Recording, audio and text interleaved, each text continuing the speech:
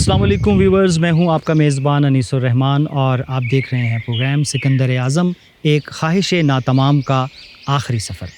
اور اس سفر کا اگلا پڑاؤ ہے جہلم۔ جی ہاں، وہی جہلم جو ہزاروں سال پہلے راجہ پورس اور سکندر اعظم کے درمیان ایک میدان جنگ بنا تھا۔ لیکن اس سے پہلے کہ ہم اس میدان جنگ میں اتریں، آئیے دیکھتے ہیں کہ اب تک کے ایپیسوڈز میں کیا ہوا تھا۔ پروگرام کا ریکیپ۔ سکندر اعظم کی اس کہانی میں ہنڈ اور ملاحی ٹولے کا ذکر صرف ایسی گزرگاہ کے طور پر آتا ہے جہاں یونانی لشکر کی دھول لمحہ بھر کے لیے اڑی اور پھر بیٹھ گئی۔ البتہ سکندر کے لیے اصل ہندوستان تو دریائے سندھ کے مشرق میں آباد قدرتی وسائل سے لبریز وہ سرزمین تھی جس کی کشش اسے یونان سے یہاں کھینچ لائی تھی۔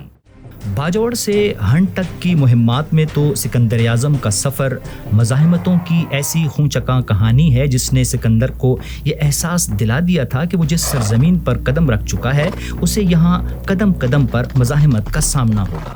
تاریخ کے صفحات پر درج واقعات کے حوالے سے مورخین کا اختلاف ان تاریخی واقعات کے نئے پہلوؤں کو سامنے لاتا ہے، اور یہی کچھ گندھارا اور وادی سندھ کی سرزمین پر سکندر اعظم کے اس آخری سفر کی کہانی کے ساتھ بھی ہو رہا ہے۔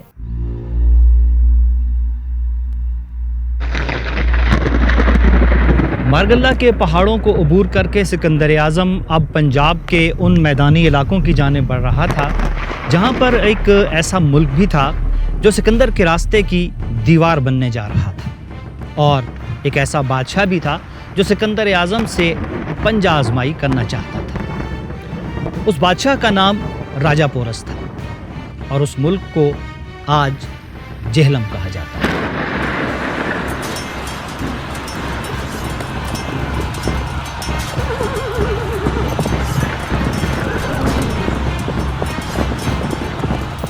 پانچ دریاؤں کی سرزمین پنجاب کے زرخیز میدانوں میں بہتے دریائے جہلم کے دائیں کنارے پر آباد جہلم، جسے دی سٹی آف واریئرز بھی کہا جاتا ہے، ہزاروں سال پرانی تاریخ کا امین بھی ہے۔ راولپنڈی ڈویژن کے اہم اضلاع میں شمار ہونے والے جہلم کے شمال میں چکوال، مغرب میں تلگنگ اور جنوب میں پینڈ دادن خان واقع ہیں۔ جہلم کے ایک بڑے حصے کو کوہستان نمک کے پہاڑی سلسلوں نے اپنے مضبوط حصار میں لے رکھا ہے، جبکہ اس شہر کی تاریخ کو ہزارہ برسوں نے اپنی گہرائیوں میں چھپا رکھا ہے، اور جب بھی کوئی تاریخ کی ان گہرائیوں میں اترتا ہے تو یہ شہر اپنی ماضی کی داستان سنانا شروع کر دیتا ہے۔ یہ جہلم کا یخ پانی جو ہوتا ہے نا، اس کو جہلم کہتے ہیں، جہل سے یا جہلم سے۔ جہلم کا پھر لٹرل میننگ جو ہے نا، وہ میں نے ایک کتاب میں پڑھا، وہ آرٹس اینڈ کرافٹ کے اوپر ہی وہ بک لکھی ہوئی تھی۔ جہلم کا لفظی مطلب ہوتا ہے ذرا بختر، ذرا بختر، لوہے کا لباس جو فوج کا لباس ہوتا ہے، جو ایک سولجر کا لباس ہوتا ہے۔ تو یہ زیادہ کیا اس کا بہتر ہے۔ جہلم کی قدیم تاریخ کے حوالے سے ایک روایت یہ بھی ہے کہ اس شہر کا پرانا نام ویدستہ بھی ہوا کرتا تھا، جو بعد میں وہت ہوا اور پھر وہت سے آخر کار جہلم بن گیا۔ اس شہر کی ابتدا سے متعلق یہ کہانی بھی بیان کی جاتی ہے کہ 1532 کے آس پاس چند ملاح دریائے جہلم کے دائیں کنارے پر آ کر آباد ہوتے ہیں اور ایک نئی بستی کی بنیاد رکھتے ہیں۔ آج کا جہلم شاید اسی قدیم بستی کا نیا چہرہ ہے۔ 326 قبل مسیح میں قدیم جہلم پر جس راجہ کی حکومت تھی، تاریخ اسے راجہ پورس کے نام سے جانتی ہے۔ راجہ پورس جو ہے وہ دریائے جہلم اور چناب کے درمیان کا حکمران تاریخ میں بتایا جاتا ہے، اور یہ سارے علاقے پر اس کی حکومت تھی، اور یہ اس علاقے کا جو ہے سب سے طاقتور راجہ تھا، اور اس کی راجہ امبی سے ویسے بھی جو دریائے جہلم کے پار اور ٹیکسلا کا حکمران تھا، اس سے اس کی دشمنی مختلف حوالوں سے چلی آ رہی تھی۔ راجہ پورس کون تھا اور جہلم میں اس کی سلطنت کیسے قائم ہوئی، تاریخ اس حوالے سے کچھ زیادہ رہنمائی فراہم نہیں کرتی۔ البتہ تاریخی کتب میں یہ ضرور لکھا ہے کہ راجہ پورس اس پورو قبیلے سے تعلق رکھتا تھا جس کی مذہبی کتابوں میں بڑی تعریف کی گئی تھی۔ تاریخ میں راجہ پورس اور راجہ امبی کے درمیان پائے جانے والے اختلاف کا ذکر بہت تواتر سے ملتا ہے، اور بظاہر سکندر اعظم کی اس خطے میں کامیابی کے پیچھے بھی یہی وجہ کار فرما نظر آتی ہے۔ امبت کمار نے، راجہ امبی جس کو بولتے ہیں، اس نے باقاعدہ الیگزینڈر کی آرمی کو، الیگزینڈر کو انوائٹ کیا تھا کہ آپ ہندوستان پہ حملہ کریں، ہم آپ کا ساتھ دیں گے۔ اس کا خیال تھا کہ ٹیکسلا کی حکومت اس کے پاس چلے جائے گی تو پھر ہم اگلا سٹیپ جو ہے نا وہ مگدھ پہ حملہ کریں گے، ہم نہیں کریں گے، الیگزینڈر خود کرے گا۔ سکندر اعظم راجہ پورس پر حملہ آور ہونے کے لیے کوہستان نمک کے پہاڑی سلسلوں میں پہنچتا ہے تو موسم گرما اپنے عروج پر ہوتا ہے۔ شدید گرمی سے نڈھال سپاہ نے سستانے کے لیے کوہستان نمک کے جس مقام پر ڈیرے ڈالے تھے وہ جگہ ضلع جہلم کی ایک اہم تحصیل اور دنیا میں نمک کا دوسرا بڑا ذخیرہ یعنی کھیوڑا ہے۔ کھیوڑا وادی سون اور دریائے جہلم کے درمیان واقع تقریباً 129 کلومیٹر طویل ایک ایسی پٹی ہے جسے بڑے بڑے پہاڑوں نے گھیر رکھا ہے، اور انہی پہاڑوں میں نمک کے وہ ذخائر ہیں جن کی وجہ سے پاکستان پوری دنیا میں پہچانا جاتا ہے۔ کھیوڑا میں موجود نمک کے ذخائر اور سکندر اعظم کے حوالے سے تاریخ اس دلچسپ واقعے کی نشاندہی بھی کرتی ہے کہ ان پہاڑوں میں ٹھہرے ہوئے یونانی سپاہیوں کے لیے وہ ایک انتہائی حیرت انگیز منظر تھا جب ان کی آنکھیں گھوڑوں کو مسلسل چٹانیں چاٹتے ہوئے دیکھ رہی تھیں، اور اسی انکشافی لمحے میں یونانی سپاہیوں کو پتہ چلا کہ ان کے گھوڑے جس چٹان کو چاٹ رہے ہیں وہ پتھر نہیں بلکہ نمک ہے۔ اگرچہ اس خطے میں نمک کی دریافت کا صحرا سکندر اعظم کے گھوڑوں کے سر باندھا جاتا ہے، مگر جہلم کے بعض محقق اور اہل علم کا نقطہ نظر کچھ اور ہے۔ یہ جو سالٹ رینج یا کوہستان نمک ہے، اس علاقے میں نمک جو پایا جاتا تھا، مقامی لوگ صدیوں سے اس سے واقف تھے۔ ان کے جانور جو ہے وہ بھی انہی پہاڑوں میں چرتے تھے اور وہ نمک کی چٹانیں چاٹتے تھے، تو لوگوں کو نمک کے استعمال کا بھی پتہ تھا، کہ یہ بھی پتہ تھا کہ یہاں نمک موجود ہیں۔ کوہستان نمک کے پہاڑی سلسلوں میں نمک کی دریافت کیا واقعی سکندر کے گھوڑوں کی مرہون منت ہے، یا اس خطے کے باسی پہلے سے ہی نمک کے ان ذخائر کے بارے میں آگاہی رکھتے تھے؟ تحقیق یقیناً اس سوال کا واضح جواب ڈھونڈ لے گی۔ فی الحال ہم کھیوڑا مائنز کے اندر جاتے ہیں اور نمک کی ایک نئی دنیا تلاش کرتے ہیں۔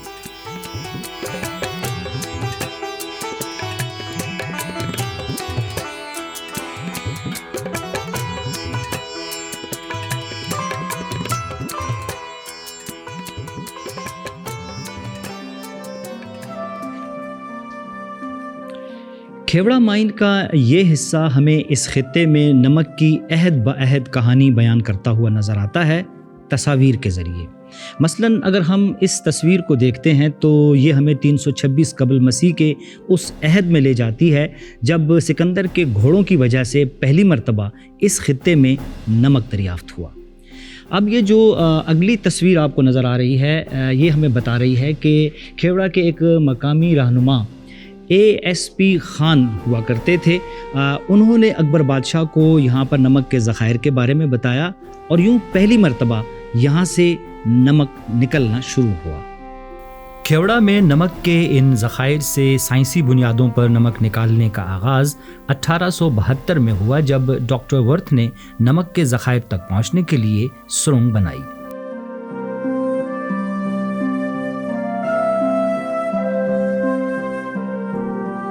اور اس مائن کے اوپر سائنسی اور ٹیکنیکل بنیادوں پہ کام ہوا، جس کے لیے ایک مین ٹنل چلائی گئی جس کی 2500 فیٹ لینگتھ ہے، اور اس کے بعد اس مائن کو ڈیزائن کیا گیا اور اس کے اندر 17 لیولز ہیں، اور اس کی جو ٹوٹل لمبائی ہے اٹس اباؤٹ 3 کلومیٹر، اور یہ دنیا کی سب سے بڑی انڈر گراؤنڈ ایکسیویشن ہے۔ نمک کے ذائقے اور دلکشی کے اس حسین امتزاج یعنی کھیوڑا مائن سے نکل کر ہم ایک مرتبہ پھر اس یونانی لشکر کی طرف لوٹ رہے ہیں جو کوہستان نمک کے پہاڑی سلسلے میں سفر کی تھکان دور کرنے کے لیے رکا تھا اور اب تازہ دم ہو کر دریائے جہلم کی طرف کوچ کر رہا تھا۔ جہلم تک پہنچنے کے لیے سکندر اعظم نے کون سا رستہ اختیار کیا؟ تاریخ ہمیں اس سوال کے 2 جواب دیتی نظر آتی ہے۔ ایک تو یہ ہے کہ اس نے کھیوڑا کے مقام سے دریائی پٹی والا رستہ اختیار کیا اور جہلم تک پہنچا، جبکہ دوسرا نقطہ نظر یہ ہے کہ اس نے ایک سیدھا سادہ سا رستہ اختیار کیا اور یہاں اس مقام سے گزرا جہاں پر آج جہلم کا تاریخی قلعہ روہتاس واقع ہے۔ جہلم کی تحصیل دینہ میں 16ویں صدی عیسوی سے تعلق رکھنے والا قلعہ روہتاس جہاں شیر شاہ سوری کی یاد دلاتا ہے، وہیں آنکھیں اس قلعے کے قرب و جوار میں موجود ان گمشدہ راستوں کو ڈھونڈنے کی کوشش بھی کرتی ہیں جو سکندر کے لشکر کو دریائے جہلم تک لے گئے، جسے یونانیوں نے ہائیڈسپس کے نام سے یاد رکھا ہے۔ جموں کشمیر کے برفیلے پہاڑوں سے اتر کر پنجاب کے ضلع مظفر گڑھ میں پنجنت کے مقام پر دریائے سندھ سے ملنے والا دریائے جہلم 326 قبل مسیح کے موسم گرما میں گلیشیئرز پگھلنے کی وجہ سے شدید طغیانی کی لپیٹ میں تھا۔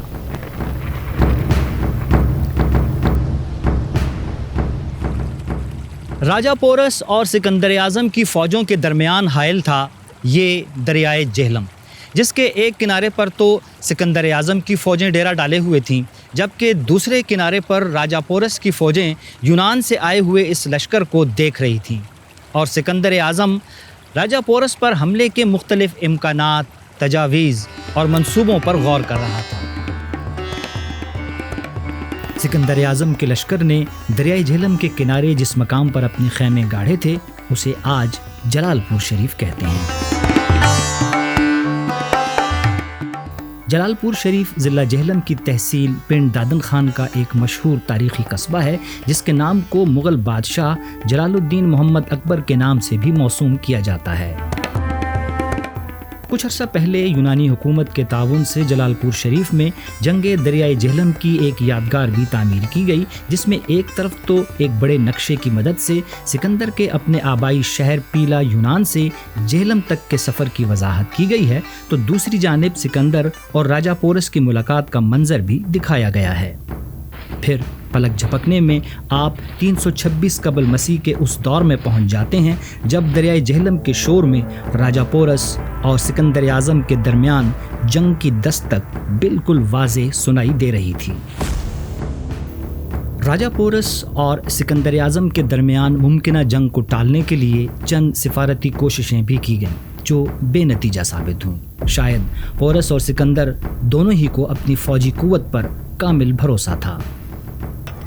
اگر دونوں افواج کے پاس موجود ہتھیاروں کا موازنہ کیا جائے تو سکندر کا پلڑا ان طویل نیزوں کی وجہ سے بھاری نظر آتا تھا جو دور سے لوہے کا ایک جنگل دکھائی دیتے تھے۔ اگرچہ پورس کا لشکر بھی مختلف ہتھیاروں سے لیس تھا، مگر اس کی اصل طاقت تھی چیختے، چنگاڑتے اور جنگوں میں دشمن کی صفوں کو تہس نہس کرتے دیو قامت ہاتھی۔ کلر کہار کے عجائب گھر میں موجود ہاتھی کے ہزاروں سال پرانے یہ فاسلز اس بات کی نشاندہی کرتے ہیں کہ یہ جانور اس خطے کا ایک قدیم جانور تھا جسے مختلف ادوار میں جنگی مقاصد کے لیے بھی استعمال کیا گیا، اور 326 قبل مسیح میں راجہ پورس کا سب سے قیمتی اور قابل بھروسہ ہتھیار بھی یہی ہاتھی تھے، جن کے بارے میں سکندر سے یہ جملہ بھی منسوب کیا جاتا ہے کہ مجھے غیر معمولی دلیر فوجیوں اور وحشی ہاتھیوں سے بیک وقت مقابلہ کرنا ہے۔